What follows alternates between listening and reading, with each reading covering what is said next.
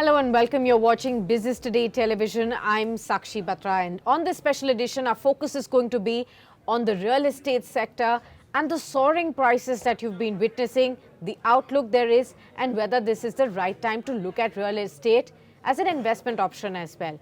Remember, despite the increasing property prices, the rising home loan rates, the upcycle in the residential real estate industry, which began in the year 2021-2022, is now expected to lead to decadal high sales in the year 2023.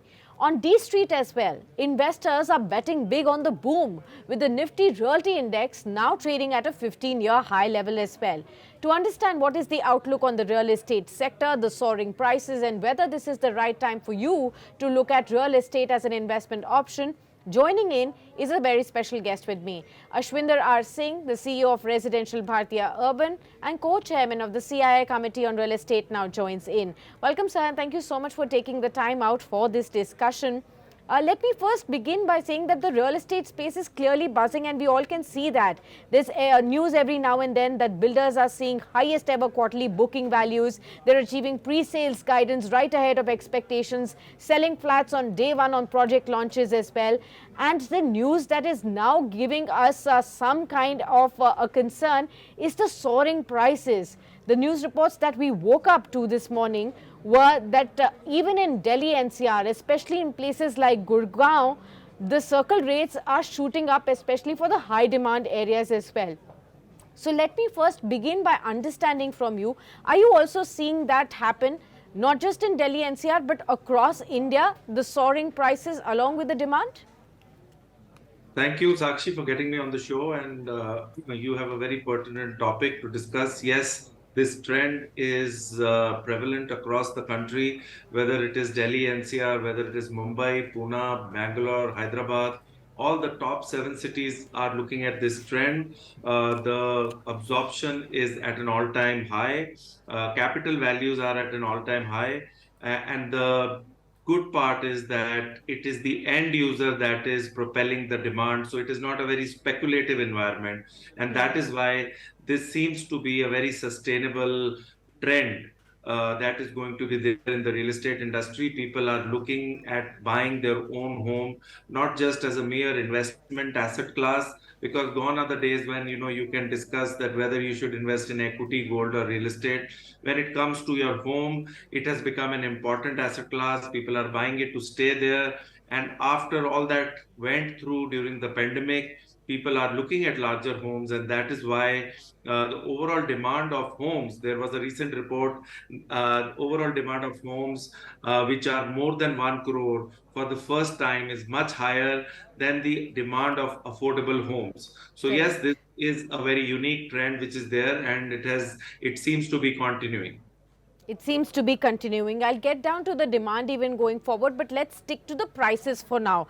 The news report that suggested was that per square feet prices for the high-end apartments in Gurugram and even the bungalows in Lutyens, Delhi are even surging for over 1 lakh rupees per square feet.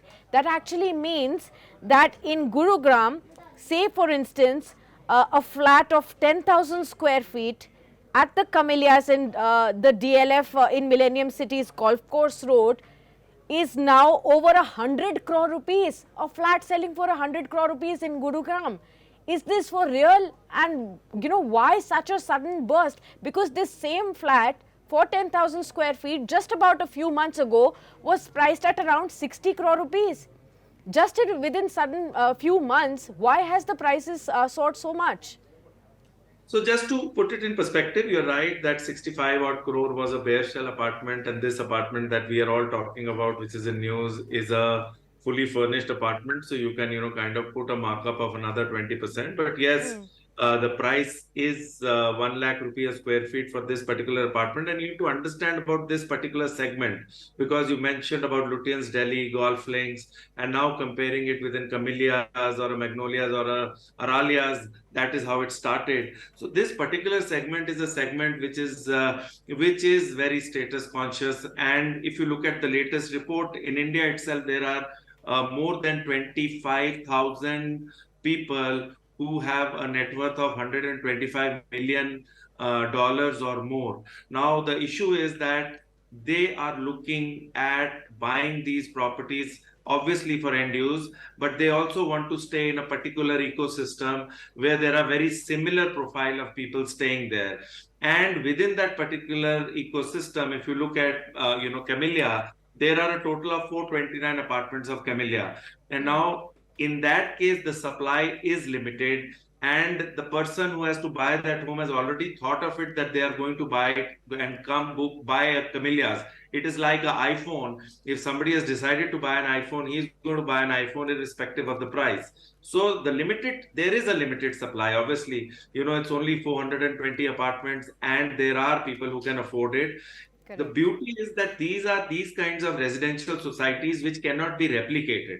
Now, this particular Camellias on a golf course road, you cannot have another residential society that can be replicated like it in Gurugram, because you will not get the same micro market there. You will not get the same view on the golf course, and you will not get the same ecosystem. The other thing also we have to understand is sometimes these properties get traded at such high rates because the buyer has a capital gain to offset. So they obviously have disposable income on their hand, and they are very clear that is what they want and that is where they want to go and stay. But then they have certain other requirements, and looking at the size of capital gains, then they short down or shortlist properties like this.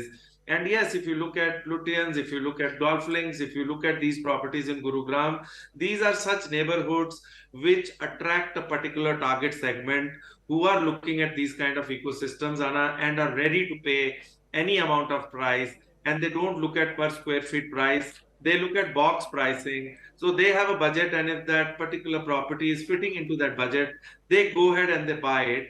And it kind of, takes care of whatever needs that they have, and whatever the way they want to position themselves and the kind of lifestyle they want to have. Now, if you look at the clubhouse of Camellia, the Camellia clubhouse is 160,000 square feet in a double level clubhouse, which you will not get anywhere. So the experience is also phenomenal.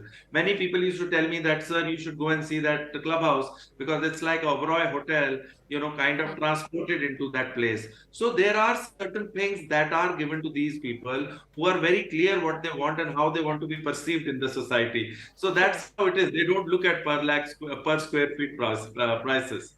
Okay, this is for Mr. Moneybags, who has no end of those money bags right there, the richy rich. So limited supply, huge demand perhaps is leading to this. But the next question would be that, we used to only hear about these kind of rates coming in from the Tony neighborhoods of Mumbai, for example, Malabar Hill, Pali Hill, these kind of places. Peta Road is where we used to see for such bungalows. Are you going to see ever a scenario emerging that Delhi NCR circle rates could perhaps overshoot those of Mumbai? That seems tough because Mumbai is a very linear city, and it is a landlocked city, and there is one side there is sea, and that is the way that city has grown. And there are multiple reasons for that city's real estate to be always very high because of multiple industries that focus on that particular city. But yes, now it is competing because, see, if I give you a perspective, again, let's look at a target segment, which is the target segment of the rich. The new report says that there are $800,000 millionaires in India, and between 21 and 22, there were 5 lakh dollar millionaires which were added in India. Out of that 5 lakh dollar millionaire, now 25% is Delhi NCR, and maybe 35-40% is Mumbai. So there is a overall the economy is doing well, the incomes are growing, the way India is situated right now, and vis-a-vis the global things that are happening across the globe, there is a favorable environment. But yes, the real estate prices, I feel, are now really becoming high, and I feel they should stop before we kind of get into something where suddenly there is a global incident that happens, or there is some other incident that happens which kind of brings in a sharp kind of a turn in the way things are going. However, in the residential space, because there is a strong demand from the first time home buyer. I think the demand will continue, and the prices overall should hold up at a particular level, and they will not increase the way they are increasing in this super duper luxury segment. I actually wanted to ask you this. I'm glad that you pointed this out, that how sustainable is the kind of price rise that we are seeing in the real estate space. You know, world over, we are looking at several uncertainties. There are geopolitical tensions that are surrounding. In China, there is a real estate bubble that has happened. We have seen the biggest of their real estate players crashing clearly. How do we see, in that context, the way Indian real estate prices are growing, the demand is growing at that point in time now? Sakshi, you highlighted some important factors, and those factors itself define the way our real estate market looks like. Our real estate market looks like more sustainable. Now, there are reasons for it. Number one reason is, for the 4 times in a row, the repo rate has not been increased. So the interest rate now is stabilized. The second important point is that the overall scenario of developers, their debt in the last 2 years has gone down, because whatever inventories that were there, which were not selling, and because of which the developers were under pressure, those inventories were sold, and that actually they have not taken as much debt as they can take. Their capacity to take debt today is far more than what they have taken. And the debt that they are taking, especially in construction finance, if you talk to the housing finance companies, the debt they are taking, the repayment of the debt is very fast, and the books of housing finance companies are not growing because the sales are happening. Now, when the sale happens, and the third and most important aspect is RERA. RERA has given such a beautiful strength to the real estate industry that you know that a new project, 70% of the money goes into an escrow account. And then when you take a construction finance, construction finance is linked with the home sales. Now, the moment home sales happen, the amount of money that is taken from loan gets swept back by the construction finance company. So what is happening is, right now, the construction finance companies are saying we are not able to grow the book, because the moment we lend, the sales happen and the money is getting returned to us. So debt is not very high. The demand of first-time home buyers is good. The demand of people who are upgrading into larger apartments is very good. The interest rates are stable. Our overall environment vis-a-vis the global geopolitical situation is far more better. Our domestic demand is very high. In the last 10 days, when the FIs kind of sold 1,000 to 1,500 crores, the domestic funds bought 1,000 to 200 crores. So the money getting into capital markets is also getting supported by the domestic funds. So overall, we are in a very unique, blessed position right now, and I hope that this continues. Okay. What is your outlook on the festive demand, sir? What is the kind of trend that you are seeing across India? Like you pointed out, it was higher demand for luxury homes until so far. Are we also going to see the affordable segment pick up in the upcoming festive season? Of course. See, I don't think now we are in a situation where the festive seasons are really making an impact, because, earlier what was happening was, before 2020, Sakshi, festive season was seen as a time when the developers would come out with new schemes, try and entice people and give them great offers, and the demand was less than the supply. But after 2022, the demand is more than the supply. And my point is that you should not, we should not see the rates going higher. And obviously, in India, the festive season is also seen as a time from the home buyer, as an auspicious time to buy, whether it is Navratras, Dussehra, Diwali. So that natural push is there, where some of the home buyers did not buy earlier, and they will come and they would want to buy it in the festive season. And obviously, there will be some sort of offer that will be going on for them, which kind of pushes them to not delay the decision and buy the buy the home or the property that they are looking at.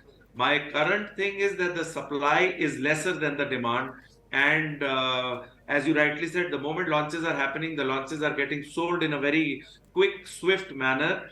And I would expect some good number of launches happening across NCR, Mumbai, Pune, Bangalore, Hyderabad, so that it can support the pent-up demand. And this trend will continue.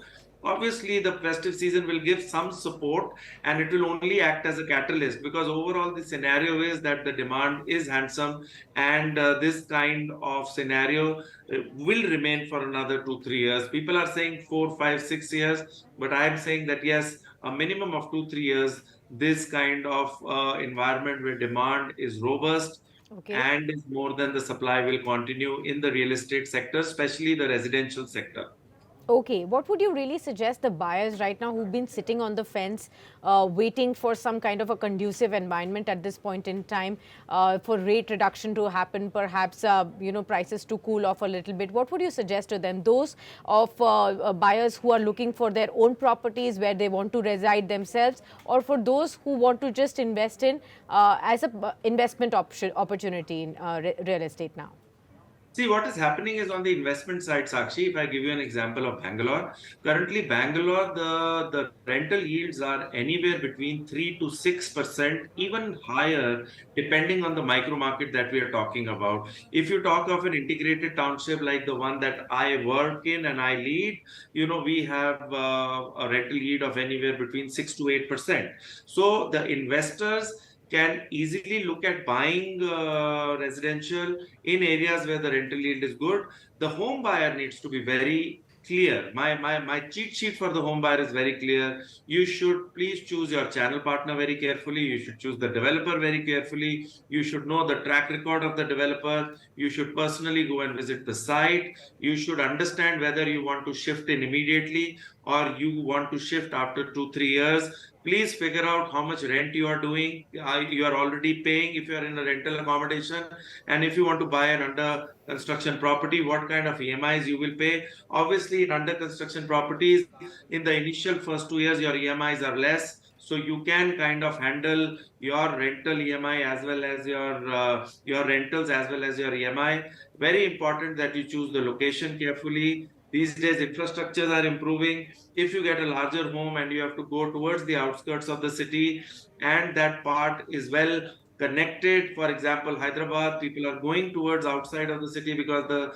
infrastructure is great. The time being taken to come to CBD is not very high. So look for larger homes, look for spacious homes, look for a home which has an extra room where you can work from home, because work from home is going to be a reality. Be very careful. Don't get into a frenzy. Don't get into a FOMO mode that you will, have a fear of missing out. But you should have a JOMO mode, which is a joy of missing out. So happily look after figure out have a checklist, follow that checklist, and you will get your dream home. All right. Well, many thanks, Mr. Singh, then, for being with us on this edition and discussing all these insights about the real estate sector and the outlook going forward from here. Robust demand to come in over the next 2 to 3 years to continue. Of course, the demand for luxury homes versus the affordable homes could also continue as a trend going forward, as a key insight from you. However, the prices at which and the rates at which these prices were rising may peak out at a sooner time than later at this point in time as well. The three key takeaways from you at this point. Many thanks for being with us on this special edition, and I hope all our viewers really got a sense of what the real estate sector is looking at as we look ahead into the festive season as well. Many thanks for tuning in, but do stay tuned on to Business Today Television for a whole lot more of updates coming in from the world of business and stock markets. If you like the video, do like, comment, share and subscribe.